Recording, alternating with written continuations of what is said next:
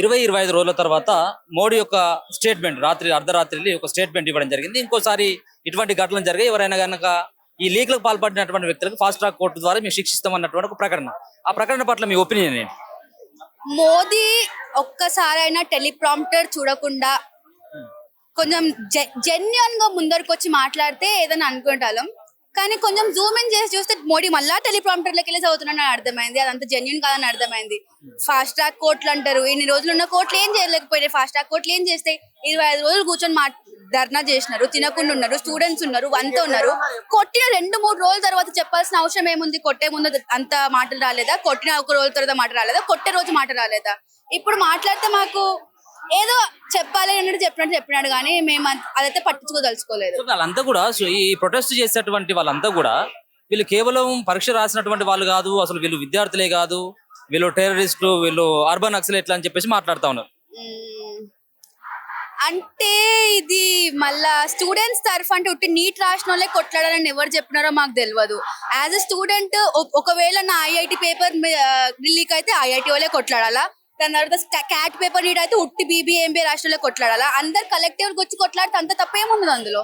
అందరు కలెక్టివ్ గా కొట్లాడుతున్నాం neat paper కోసము, వాళ్ళు ఓటు చోరీ కోసము. ఉట్టి నీట్ ఒక్కటే ముద్దా కాదు ఇక్కడ.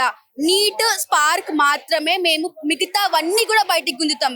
బీజేపీ ప్రభుత్వం చేసిన ప్రతి ఒక్కటి బయటికి వస్తుంది, ప్రతి ఒక్కటి గురించి క్వశ్చన్ చేస్తాం, ప్రతి ఒక్కదానికి అకౌంటబిలిటీ అడుగుతాం. ఇక్కడ గత సర్కారులో చేసినటువంటి వాటిని కూడా ఈసారి ప్రస్తావిస్తుంది బీజేపీ పార్టీ. అప్పుడున్నప్పుడు కూడా లీకేజీలు అయినాయి కదా, అప్పుడు కూడా ఇటువంటి అయినాయి కదా.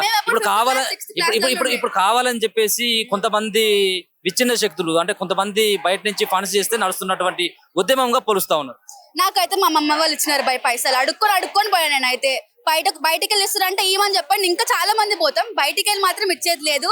అక్కడ జంతర్ మంతర్ లో నేను వెళ్ళినప్పుడు జంతర్ మంతర్ లోపలికి మమ్మల్ని రానియట్లేకుండే. అక్కడ కూర్చొని ముస్తులోలు 6 ముస్లిమ్స్ అందరూ వాళ్ళ kindness, out of their kindness వచ్చి మాకు తిండి పెడుతుండే. ఆ రోజు 4 o'clock వరకు మేము తిండి తినలేదు, కానీ మాకు వచ్చి బ్రెడ్ రోటీ, ఏమంటారు అండా బుర్జీ, ఇవన్నీ మాకు ఇచ్చుకుంటా ఫ్రీగా ఇచ్చినారు. టీ ఫ్రీగా ఇచ్చినారు, వాటర్ ఫ్రీగా ఇచ్చినారు. ఇవన్నీ ఎవరు ఇచ్చిస్తున్నారంటే at the end of the day ఎవరైనా ఇస్తున్నారంటే they are trying to support students అని అనుకోండి. మిగతా ఈ టెర్రరిజం అని అదని ఇదని ప్రూవ్ చేయండి. మీరు ఎడిటింగ్ చేసుకోకుండా, చెత్త CGI వాడకుండా చక్కగా ప్రూఫ్ పెట్టండి. నా ఫోన్ లో ప్రూఫ్లు ఉన్నాయి, పోలీసు వాళ్ళు నన్ను కొట్టింది, టియర్ గ్యాస్ చేసింది, నేను చూపిస్తా. మీరు చూపియండి ప్రూఫ్ స్టూడెంట్స్ వాపస్ కొట్టినది. సరే వాపస్ కొట్టినారు అని చెప్తున్నారు. ఆ వీడియోలో 20th ఈవినింగ్ 6 తర్వాత తీసినవి మాత్రమే. కొట్టి ఒక పిల్ల 16 ఏళ్ల పిల్ల నెత్తి పట్టుకొని కూర్చుని రక్తం కాడుతుంటే ఇప్పుడు వాపస్ వెళ్ళొద్దా? సగం మందికి అక్కడ నేమ్ ట్యాగ్స్ లేకుండే. కొంతమంది అయితే వైట్ షర్ట్ ఇంకా జీన్స్ ప్యాంట్లు వచ్చినారు. పోలీసు వాళ్ళు అట్లా వస్తారా? పోలీసు వాళ్ళు హిందుత్వాది దాగా కట్టుకుంటారా? ఇవన్నీ క్వశ్చన్ ఎందుకు చేయట్లే? ఇవన్నీ క్వశ్చన్ చేసినాక మాకు ఆన్సర్స్ రావు. సో మమ్మల్ని అనే కన్నా ముందు మీ పోలీసు వాళ్ళు ఏం చేసినారు, మీ RSS గూండాలు ఏం చేసినారు అది చూసుకొని దాని తర్వాత మమ్మల్ని క్వశ్చన్ చేయండి. మీరు వెళ్ళారా ఢిల్లీకి? ఎప్పుడు వెళ్ళి, అంటే ఈ ఇష్యూ జరుగుతున్నప్పుడు వెళ్ళారా, లేకపోతే మీరు వెళ్ళిన తర్వాత ఇటువంటి స్టార్ట్ అయినాము?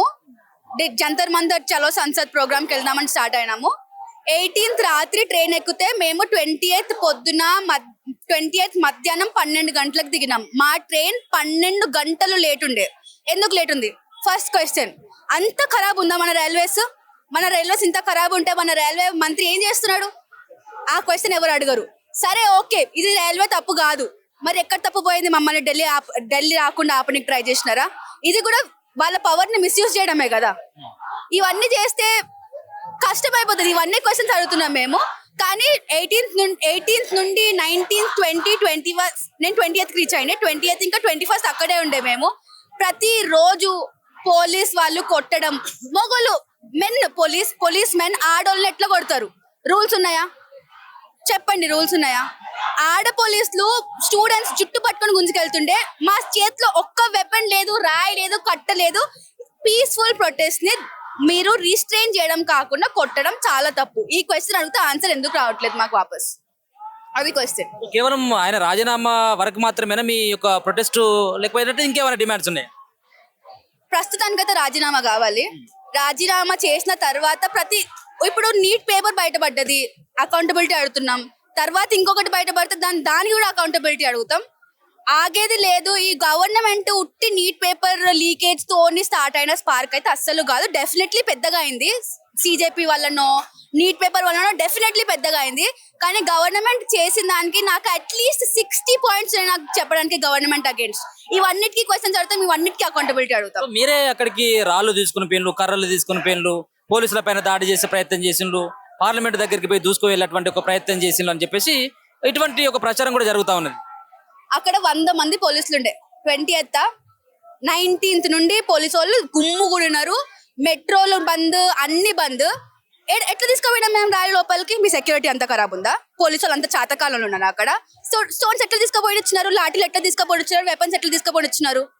ఇవన్నీ మాత్రం ఇదంతా ఈ గోధి మీడియా చేసే తప్పుడు ప్రచారాలు మాత్రమే. మెయిన్ స్ట్రీమ్ మీడియా స్టూడెంట్స్ మీద అబద్ధాలు కట్టడం తప్ప ఇంకేం కట్టట్లే. అర్నబ్ గోస్వామి అంట, వాడిని ఇంకా why is he relevant at this time? I do not know. He should be sacked immediately. వాడు వచ్చి ఓ నీట్ రాసే వాళ్ళే ఉన్నారా, ఇక్కడ సగం మంది నీట్ రాయని వాళ్ళు ఉన్నారంటే నువ్వెవడు పోయి మమ్మల్ని అడగడానికి? మేము స్టూడెంట్స్, మేము ప్రొటెస్ట్ చేస్తాం, మేము మా కోసం మేము నిలబడుతుంటే మమ్మల్ని అడిగే హక్కు నీకు ఏమిచ్చింది? అడుగుతూ చక్కగా క్వశ్చన్స్ అడుగు. ఎందుకు చేస్తున్నారు, ఎందుకు అకౌంటబిలిటీ కావాలి, దేనికోసం అకౌంటబిలిటీ కావాలి, ఇవన్నీ అడగకుండా ఓ మళ్ళీ రీటెస్ట్ పెట్టినాం అంటే రీటెస్ట్ పెట్టే మధ్యలో చచ్చిపోయే పిల్లల గురించి ఏంది, వాళ్ళ అమ్మ నాన్నకి ఏం చెప్తారు మీరు? ఇవన్నీ ఎవరు అడుగుతారు క్వశ్చన్? సనాతన ధర్మాన్ని వీళ్ళు ఖరాబ్ చేసేటువంటి వ్యక్తులు ఇటువంటిది అని చెప్పేసి కొన్ని వార్తలు కూడా వస్తా ఉన్నాయి. వీళ్ళంతా కూడా ఇక్కడ వాళ్ళు కాదు, వీళ్ళు బంగ్లాదేశ్, చైనా, పాకిస్తాన్ అని చెప్పేసి ముడిపెట్టేటువంటి ఒక ప్రయత్నం జరుగుతుంది. అక్కడ నేను ఉన్నప్పుడు ప్రతి ఒక్కరు వందే మాత్రం, భారత్ మాతాకి జై, జై భీమ్ ఇవి తప్ప మేము ఇంకేం చెప్పలేదు. నేనన్నా జై శ్రీరామ్, మేము జై శ్రీరామ్ కూడా అన్నాం. కొట్టడం ఏమన్నా ఆపుతారేమో అని పోలీసు వాళ్ళు జై శ్రీరామ్ కూడా అన్నాం, కానీ పోలీసులు అప్పుడు కూడా ఆపలేదు. కానీ పాయింట్ ఏంటంటే ఎక్కడికి ఎలా వచ్చినారంటే ఇప్పుడు మన మోదీకి, మన బీజేపీ గవర్నమెంట్ కి చేయడం అలవాటే. భయం అయినప్పుడల్లా హిందూ ముస్లిం అంటాడు, భయం అయినప్పుడల్లా పాకిస్తాన్ అంటాడు, బంగ్లాదేశ్ అంటాడు, అదంటాడు, ఇది అంటాడు. అవన్నీ పట్టించుకొని ఓకే మాకు ఇవన్నీ చెప్తున్నారంటే పోయి చూడండి వీడియోస్. ప్రతి స్టూడెంట్, అక్కడ ఉన్న ప్రతి స్టూడెంట్ వీడియో పెడతానే ఉన్నాడు. సోషల్ మీడియాలో పోయి రీసెర్చ్ చేయండి. తెలియకుండా మాట్లాడకండి, తెలియకపోతే మాట్లాడకండి. ఎట్లనే ఇంట్లో కూర్చొని పీకేది లేదు, పెట్టేది లేదు, మీరు ఏమి చేస్తలేరు. చేసేటోళ్ళని మాత్రం ఆపకండి, నేను మాత్రమే చెప్తున్నాం. మీరు కనుక అబ్జర్వ్ చేసినట్టయితే మోడీ 2014లో పవర్లోకి రావడం జరిగింది. 2014 నుంచి ఇప్పటి వరకు దాదాపుగా 90 ఎంట్రన్స్ ఎగ్జామ్స్ యొక్క పేపర్ లీక్ జరిగింది ఇప్పటి వరకు.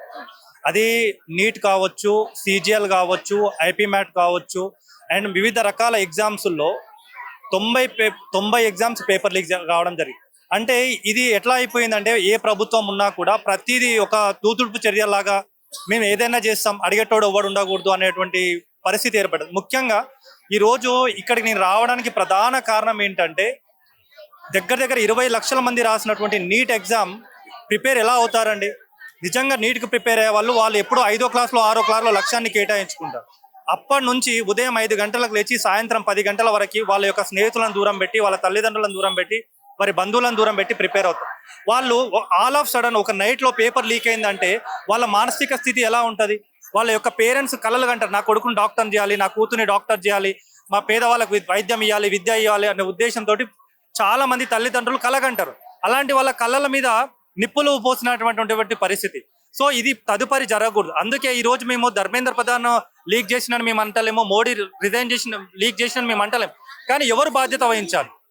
మీరు గత చరిత్ర కనుక చూస్తే లాల్ బహదూర్ శాస్త్రి ఒక ట్రైన్ యాక్సిడెంట్ జరగడం వల్ల అతను పూర్తి బాధ్యత భుజస్కంధాల మీద వేసుకొని అతను రిజైన్ చేశాడు. డెఫినెట్గా మీరు కూడా అది చేసి యువతకు మీరు ఆదర్శంగా ఉండాలి, కాబోయే రాజకీయం మీరు ఆదర్శంగా ఉండాలి. అలా కాకుండా నేను ఇలానే ఉంటా, అవి అలానే జరుగుతాయి, మీరు ప్రొటెస్ట్ చేసుకున్నా పర్వాలేదు అని నిజంగా ఈ రోజు మోడీ అబ్జర్వ్ చేస్తే అతని క్యాబినెట్ లో ఉన్న ధర్మేంద్ర ప్రధాన్ని రాజీనామా అడగడానికి ఎందుకంత జంకుతుండో కూడా అర్థం కానటువంటి పరిస్థితి.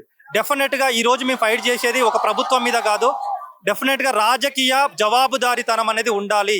ప్రతి పరీక్షల్లో నిష్పక్షపాతంగా, పారదర్శకంగా జరగాల్సిన అవసరం ఉంది. యువతకి విశ్వాసాన్ని, వాళ్ళ యొక్క భవిష్యత్తుకు మనం ఖచ్చితమైన బాటలు వేయాల్సినటువంటి అవసరం ఉంది. అప్పుడే దేశం కలలుగంటున్నటువంటి అభివృద్ధి చెందిన భారత్గా మనం ముందుకెళ్ళడానికి అవకాశం ఉంది.